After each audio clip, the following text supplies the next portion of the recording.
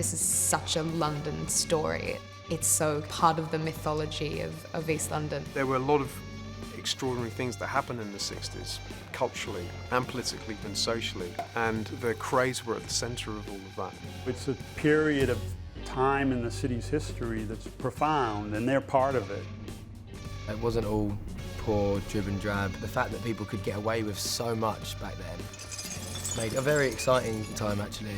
Because it was this great sort of melting pot of all kinds of things that were going on, whether it was in music or art or fashion, especially enormous explosion of fashion. The twins themselves were completely obsessed with fashion. That was incredibly important to them. So we knew that costume design-wise, we had to capture that. They were so in the public eye. They became sort of style icons. You were a figure of respect. You had to look the part. You get the suit, the double-breasted suit, the padded shoulders, the slight look that comes out of an American movie, Italian-style collars.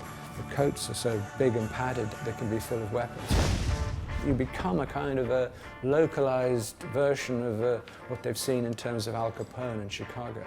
They also had a penchant for American cars. I mean, the things that are in the movie are all true. But also, there's no sets. 95% is real locations. And that reality adds to the tonal experience of film.